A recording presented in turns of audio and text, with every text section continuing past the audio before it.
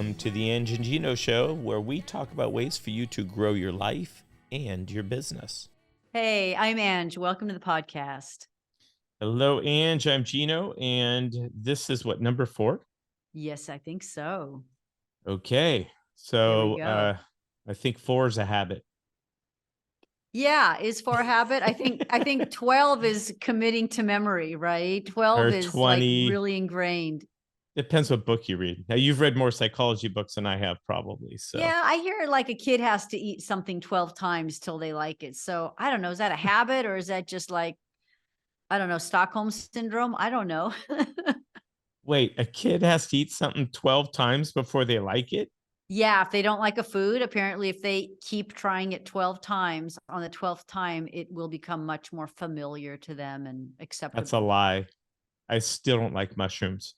Seriously, as a kid, no mushrooms, right? Not even as Yeah, an adult now. my mom put them in everything too. I learned to pick them out. It's fine. And still to this day. Yeah, I just pick them off my pizzas, and when I'm Have out of you eaten? town, that's when Val makes a mushroom risotto for everybody because I'm not They're here. like, woohoo, fields of mushrooms. Gino's Yeah, gone. Oh my God. yeah. That's funny. Yeah, I used to dislike celery. I could not stand celery. Now it's like my favorite crunch added to anything. I Hmm. love celery. So I've had a big about face on that and parsley. Two foods I could not stand. And now I love them. So I don't Hmm. know if there's anything I really don't like. Zucchini. Ugh. I love squash, but not zucchini. Huh. It's funny. And as I've aged, there's fewer things I like now. Things I would have no problem with as a kid. I'm like, yeah, I don't really like that anymore. Oh, really? Like what? Yeah. What's a vegetable you don't like anymore? Well, vegetable I can't really think of, but just other foods. Like for instance, I'm not big on eggs. I'll eat them with Oh, stuff. It's got to have a lot of things flavoring it, but eggs by itself and like vitamin D milk, I can't drink it anymore. It's just kind of grosses me out. I that's don't so know. interesting. Yeah. And I You used know to what I drink a think? gallon of it a day, as a kid. Oh, yeah. Yeah. Maybe there's just some message in your body that's telling you you don't need that stuff, right? It's just Yeah. not working for you. Yeah, Yeah. My belt line. that's right. Vitamin D, whole milk.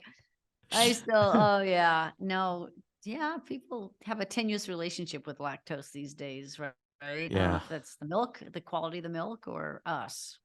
I don't Yeah. know. Well, so what's new today with you? I was thinking about something I wanted to run by you, being the psychologist. I always go to you for like the doctor, the pure medicine version or insight on what I'm thinking. There's a book I read, and it's been out a while. I probably read it 15 years ago at least. It was called Switch, and it's these two authors are brothers, Chip and Dan Heath, and they've written a couple other books I like too, Made to Stick and Power of Moments, Mm, and I just like the way they write books. They just kind of give little good stories, analogies and situations. Anyway, this book, the whole premise of the book is about changing people. Like if mm. you're going to lead change in a group or something. Uh, the analogy is he who mounts the elephant goes where the elephant wants to go. Mm, So the book is how do you get the elephant to go mm. where you want it to go? Uh, and we've done these workshops, and we don't really talk about that. It's a lot of dealing with people, but we Yeah. haven't really addressing groups, getting a whole Yeah. culture change, which I know you and I have both had to help companies do. So I just want your thoughts on changing Yeah. the masses. Yeah. So, it's very interesting. Today I was I'm at a client where they've just graduated their first mentoring group of leaders. We created a mentoring program and executives volunteered to be mentors, and they go through a 360 in the beginning of the program, and then they take the learnings from the 360 feedback tool, and they pick a business goal that they're working on, and they have to like think about how they're going to develop in those certain areas. in the vein of that goal. And then they have 6 months of mentoring. And it's interesting because they were all giving feedback, and it ties into this book called Switch. I think people believe that when you're creating change, you have to get on an elephant. Because when you think, and it's, if you're trying to change an entire group of people at once, it's harder. You have to speak to some very simple universal truths. Like, think about when Tony Robbins speaks to a crowd. He really finds that vein that is powerful and meaningful to all of us. And there are a lot of dimensions that all of us as humans seek, right? You know, we want to be seen, we want to be loved, we want to be successful, and we define that in different ways. And I think that's powerful. And I think some personalities can get on an elephant, but I think they communicate with the elephant too, right? It's like, what are we trying to do with the elephant? I think there's a different kind of change, because sometimes that kind of change isn't sustainable. You know, like when you've got someone talking to 10,000 people or 5,000 people, some might stay inspired, some might figure out a call to action, but sustainable change is, I think, one conversation at a time, between one person at a time. So, for example, when we talk about the workshops that we do, I think, you know, we talk about how to influence people. For me, to help get that elephant, if the elephant is the metaphor for how do we get that whole group to shift, right? I think first it's about making a human connection with each person in the room. So when I teach, I make sure I'm looking at everybody in the eye, you know, and I look at the people who are nodding, I look at the people who are looking at me, and I think that's part of connecting with the group.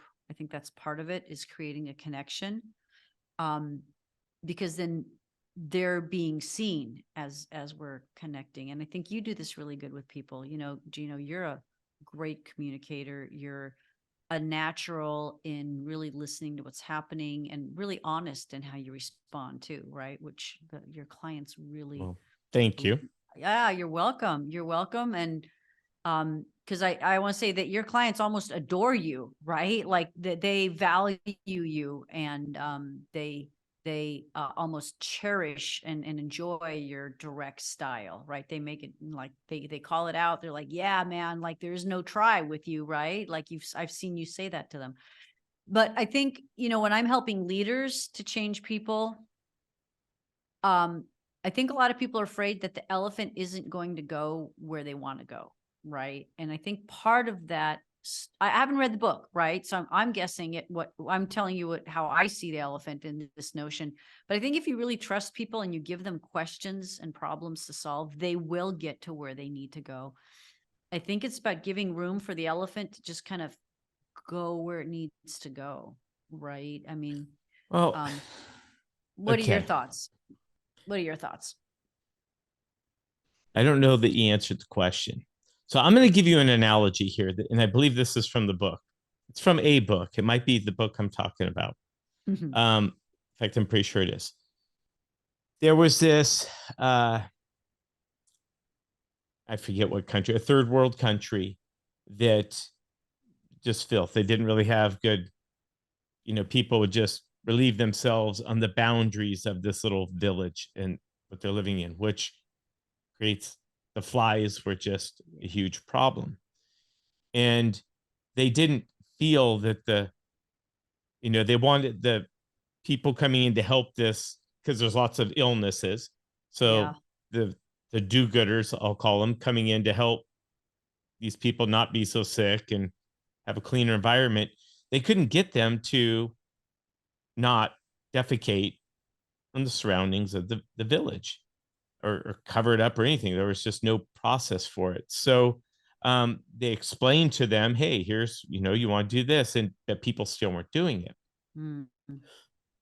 So the whole premise is, how do you move the elephant? Well, what they did in this analogy, or this, they actually did it, is they had the people in a, you know, a big meeting, I guess, and they took a hare and they put it in feces.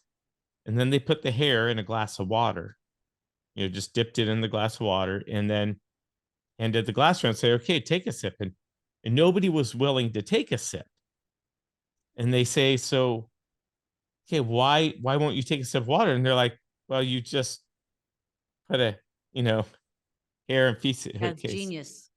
It says, okay, do you see flies getting on your food? And they're like, well, yes. Where do you think those flies came from? Do you think that fly's legs, they showed the picture of the barbs on the fly's leg. Do you think that that leg is able to pick up more of the feces than this hair is? Everyone nods their heads yes. So now that they look at the situation to a different perspective, Mm-hmm. now they are willing to make that change. Mm. So that was the moving the elephant. So that took a masses of people because you could tell one person, one person's behavior isn't going to change, but until you get everybody. Agree. Well, and that's interesting because I didn't understand how they wanted to get the elephant to go in the one direction, but I love that because they're providing the evidence and they created a way to recreate what was actually happening that had not yet been made as a connection, right? And they spoke Right. to something that would disgust everyone, right? Right. Like that was clear. And then they made that same parallel to from the hair to a fly, right? And they were sold. They were sold. Yeah, I probably should have put a warning on that story for a disclaimer for the Right? listeners. I don't know. Maybe we put like an R rating or what's the it's explicit. scandal. It makes it more watched probably. Yeah. Scandalous topic, right? Mature audiences only.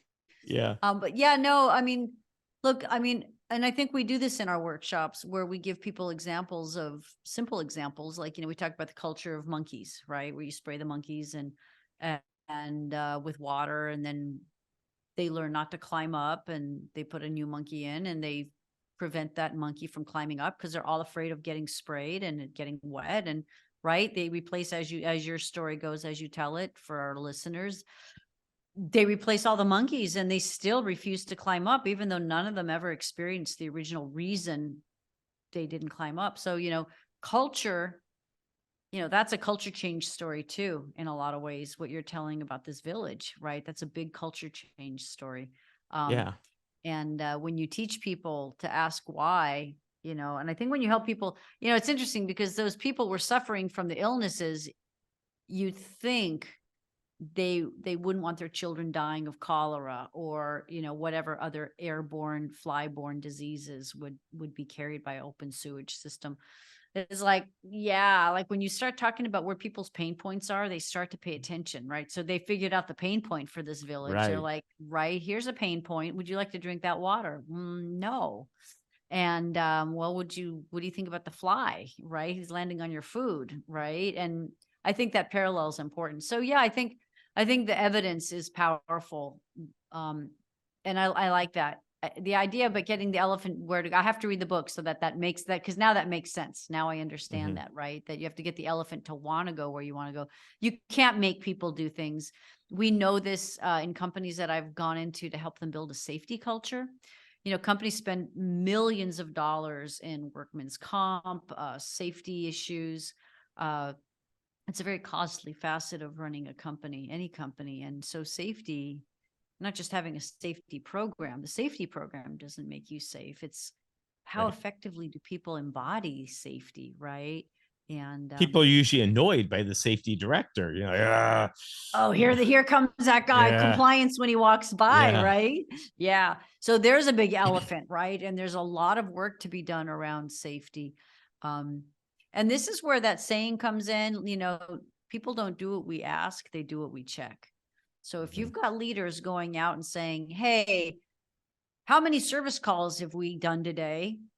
Well, people are going to go, okay, service calls is what our leader wants. Okay, let's keeps asking about service calls. I have one client that was always saying, how many packages did we make today? And so everyone's like, okay, make lots of packages. The leaders are coming, okay, they're going to ask us about packages. And this company that I really focused on safety with them, they realized until we as leaders go out there and ask, how are our safety numbers looking?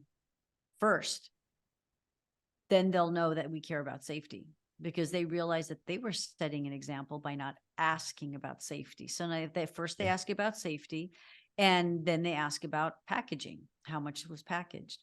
And they made it within 3 years, they made it to world-class safety level. And the leaders realized it started with them. I think leaders vastly underestimate how every little thing they do can make a difference. That was my Yeah. takeaway. It was a great experience trying to figure that all out. There's I read about a CEO of Alcoa, Hmm. aluminum. He, a new CEO came in, and there were safety issues at the company. In the first shareholder meeting, he started talking about how they're going to make the company safe. And the shareholders are like, has this guy lost his mind? He didn't talk about profitability once. Mm, People are very upset with them. But he took safety very serious because he understood that morale without a company that's excited and feels heard, um, and safe, especially in a big foundry. I mean, it's some yeah, dangerous right. stuff.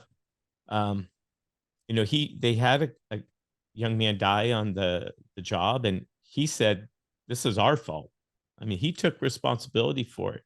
Anyway, I don't know the time frame, but it was a rather short time frame with safety as the focus of the company. Productivity was up, profits were up. I mean, he did a complete turnaround there. And I found Mm, that to be fascinating because until I had read that story, I myself wouldn't have. Safety was something you had to deal with. It wasn't something that led to profitability and morale. And yeah. It's interesting, that for a publicly traded company, that's a gutsy move, right? It's the yeah, right move.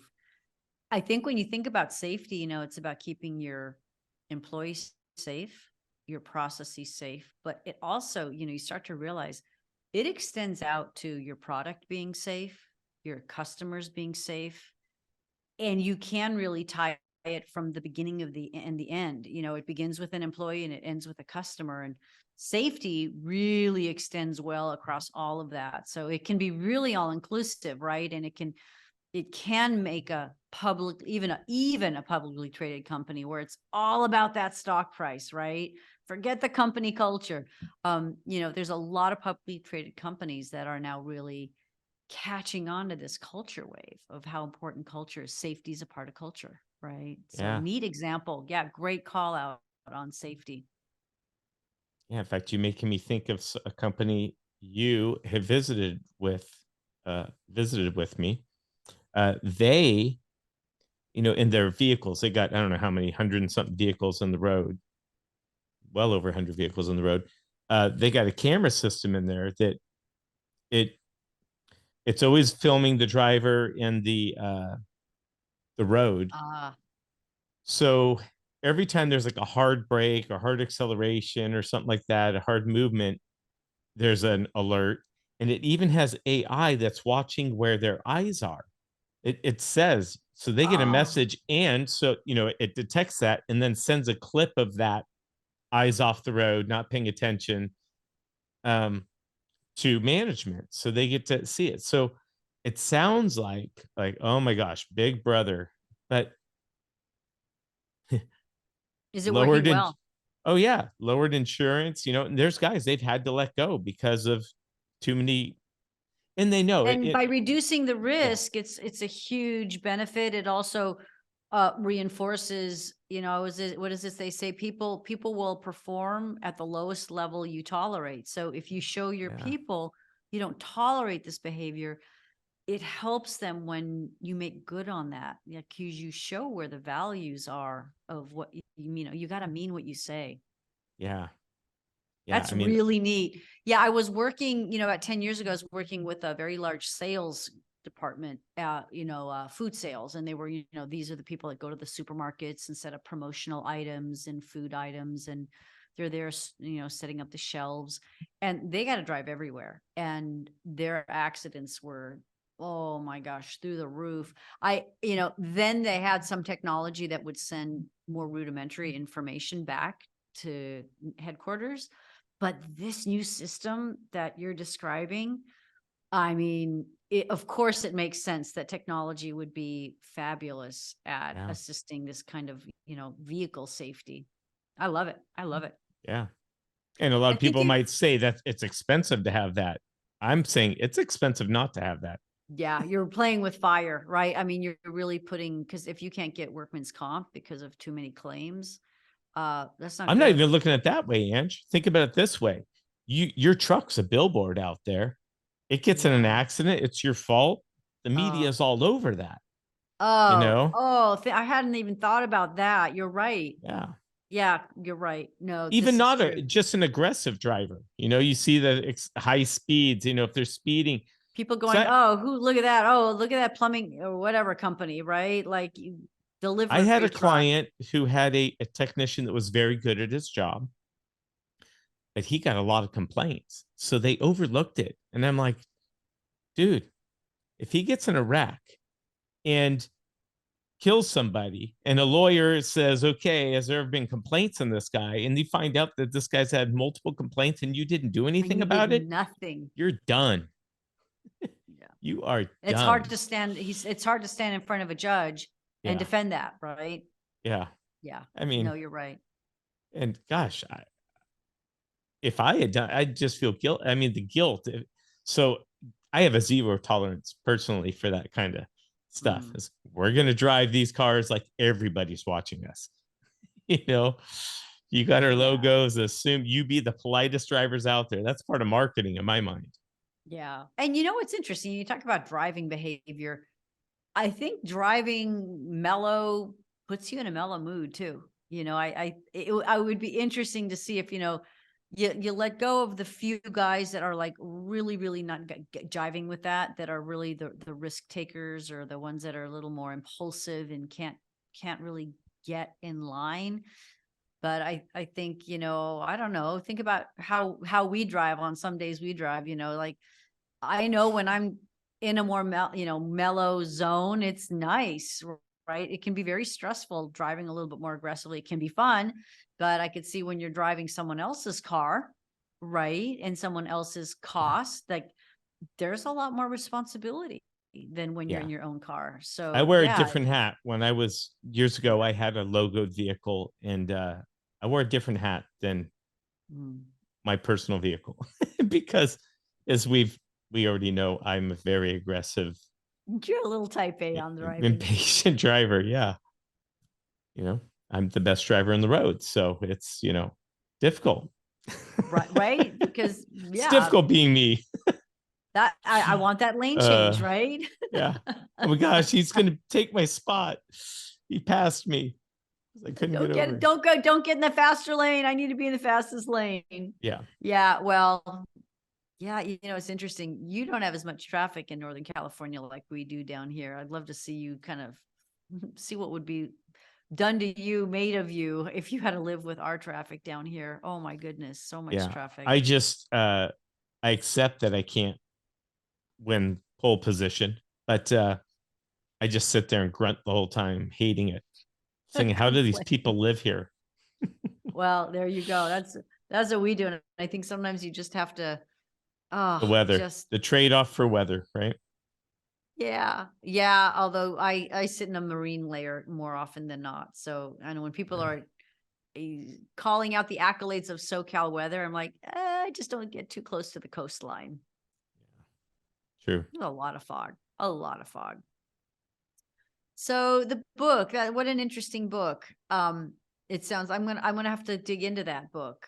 And because it sounds like a great book for influencing people, right? Giving them evidence.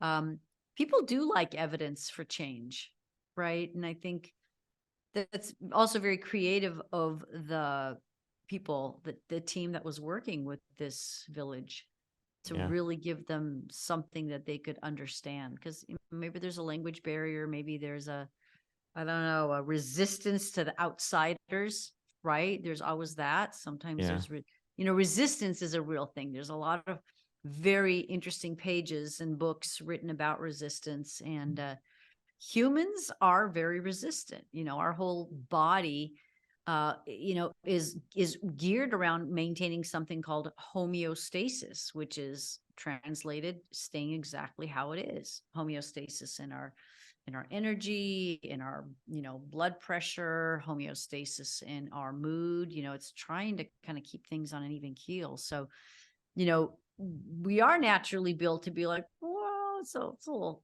it's change, right? So we can be resistant to change. We also have the saying, no pain, no gain, no pain, no change, right? So, Yeah. sometimes you have to help people find where the hurt is and, what doesn't work. And that's usually the key. Well, I know that's, I do a lot of that in my classes. I know that's what Mhm. you do too. I mean, because again, we're talking to the individual, but in changing cultures, well, first of all, you get people to believe in and you preach your core values, your mission Mm. statements, things like that. Some companies put them on the wall and it just words, Yeah. you know, Sad when that's it. and they don't live them. I believe any decision made is like, does it support our core values? And okay, how? Like, okay, do it. Yeah. In fact, I tell people, as long as you can support a decision with core values, even if it was the wrong decision, if you could support how you're thinking, your job's safe. I may direct you how to think differently next time, but if we all interpret, I mean, that's leadership's job to communicate how to interpret our core values. They need to be Mhm. simple too. Some people have these big long mission statements and core values with big sentences, and it's Yeah, too much. But it is. anyway, I remember, oh, this is many years ago, maybe 15 years ago, I came back with this was an organization that, had every executive had his own assistant or her own assistant. And I had come back and was speaking with one of the admin assistants of one of the executives, and we'd all been on a retreat to, develop a mission statement. And she looks at me and she says, which 50 words am I typing up this time? Like, she mm, basically, in all her years, said, yeah, you just, no, I think it was something like, I spoke wrong. She's like, what order am I writing the top 50 words? Because, you just rearrange the deck chairs on some key words. And you're right. They're just a bunch of words that someone's admin assistant typed up. If you don't embody them, if you right, don't behave in a way that shows them, if you don't talk about them, if you don't have training programs that will connect to, why are we getting this training? Well, this training, here are values and our mission statement, and here's how we're supporting it. That brings it to life and makes it not just the cynical, well, what order are we writing the 50 words in now? Right. So you're right, right. It can be very a very true north. And you can have a true north and just never check the map, right? That's that metaphor. Or you can have a true north and pull out the map and say, look, are we headed in the right direction with that behavior, with that program, with that approach to our people or our business? yeah. So you got me thinking. So our podcast, our intention is to help people grow their personal lives, their businesses, and we're talking a lot about business today. But the one thing that I think is important and can be translated as far as this topic here, mission statement, core values and stuff, is bringing into your family, your Yeah. relationships, is what are we aligned on? Mm. I see a lot of couples that, and in fact, I'm guilty of it in the past. It might have been just a purely physical thing in my younger days, right? She's cute and fun, and uh, but we didn't align any other way. Mm. You know, that, You don't think about what other values are important, right? yeah, and that's okay. You don't have to be totally aligned. Like Valerie and I have very different beliefs on the gun laws. It's just Mhm. she she's got one opinion, I have another, and I understand her perspective. I hope she understands mine, and we don't think less of each other. We don't yell at each other. You're wrong. Um, But you have enough overlap on your core values, perhaps, yeah, right? yeah, And things. I think that's neat. And I think sometimes, people, when I was in starting out my practice, I worked for Neil Clark Warren. who is the psychologist that started eHarmony. Oh, wow. And yeah, so he wrote a book. He developed his algorithm, and I was one of the researchers who did the research on the algorithm to prove it out. And it was interesting because the algorithm was very much about looking at what were the values that people needed to have and then what were the things that were, more like, diverse, like, how you and Valerie feel about guns is not central to a successful relationship, right? But what it was very interesting. It was like one of the important ones that stands out, so simple, is even like, you know, how people, apparently it's time together is important for relationships, right? So, if we found research that said, if couples have enough time together, they'll thrive, right? So, finding the ways to have time together, super important, going, what is it? Making it a priority to spend time together, very important. Um, so it's interesting, like it didn't just sound like a hard value, but like that both people value the time of being together is what makes for a more successful relationship. These were, looking at couples that were not, the 50% that didn't get divorced. We're really still looking at a 50% divorce rate. Maybe, I don't know if the numbers changed over the years, but that was what it was like then. But talks about like diversity and personalities can be different. Extroverts, introverts marry each other. As you and I both know, we're huge extroverts, but we both married introverts, right? Hmm. And those are sometimes things that are like really neat in a complementary way that are great for relationships. So we found those key core values, and I think his book title was How to Find the Love of Your Life. That was the book we wrote based on that research. And soon after, eHarmony was launched. Hmm. Um, and he did quite well. He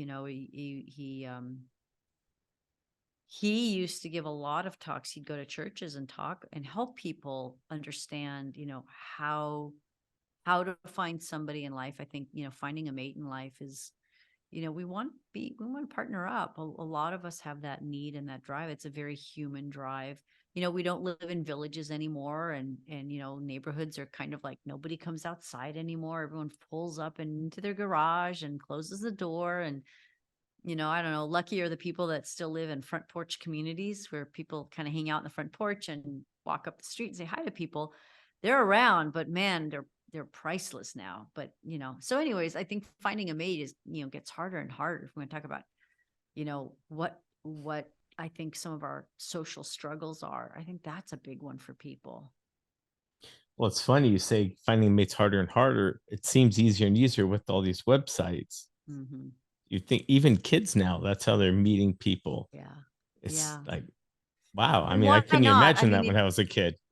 yeah, right. And it's funny because, people say, oh, it's so artificial. And I think, well, going to a bar and making a judgment on somebody based on how the lighting might be hitting their face or how cute they look or how much you've had to drink, and that impacting how cute or handsome or good looking they look or how charming they were. I mean, you might, by reading someone's biography or a little blurb, kind of in the quiet of your own mind, kind of, be able to go, that sounds nice, that there's a little Mhm. something more about that person. So the self matchmaker, I mean, we know that, matchmaking, dating is a big experiment. It's only been a big experiment for the past 100 years, maybe 150 years, but a lot of people were set up by families that kind of figured out, because a marriage was a lot about power and land and fortunes, and I don't think we're all there Yeah. anymore, but it's interesting. And if you look at the 50% divorce rate, like,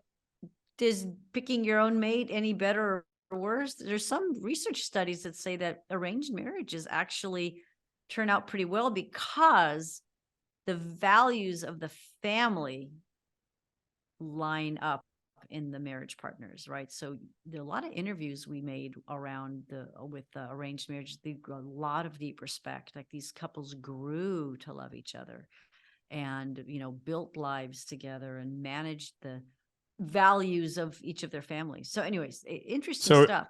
are you picking Eddie's mate? Is that what I'm hearing? Right? Like, yeah, no, definitely. There's no land fortunes or anything to worry about there. Yeah. But I yeah, want it's three hard. sheep and a pig. Yeah, three sheeps and a pig, right? Yeah. How about some chickens? I need some chickens. Yeah. Yeah. Interesting. Uh, I think we are probably nearing our time. I think so. This has been great. This has been a fun one. It's always fun. Every time we get in the room or a Zoom room and For chat, sure. it's always fun, and it always goes in a direction of its own. It does, right? I think between our two experiences, life, our age, our wisdom, and our client background, we do have some fun stories to dip into, which is Yeah. fun to share. And I hope our listeners get like a little, I don't know, wisdom or food for thought out of it for sure. Yeah. Yeah. Me too. We'll know by the followings, right? And this is our fourth one. We love comments, by the way. Please reach out to us. If you get a topic or something, I'd love to hear it because, uh, Oh, that would be fun to know yeah, what other things are out there that our listeners are interested in. yeah. What So I was going do to say send. is, I know we're here kind of sharing our knowledge, but I'm more thirsty for knowledge than I've ever been in my life. So if Mm, anybody out there has something for me, I'll take it. I'll ditto. investigate it and we can talk about it. So, That's a great idea, Gino. I like yeah. that. Yeah, because we both love new ideas, and we are perpetual learners, aren't we? Yes. Okay. Until next time, Anch. See you next time, Gino. All right. Bye. Bye.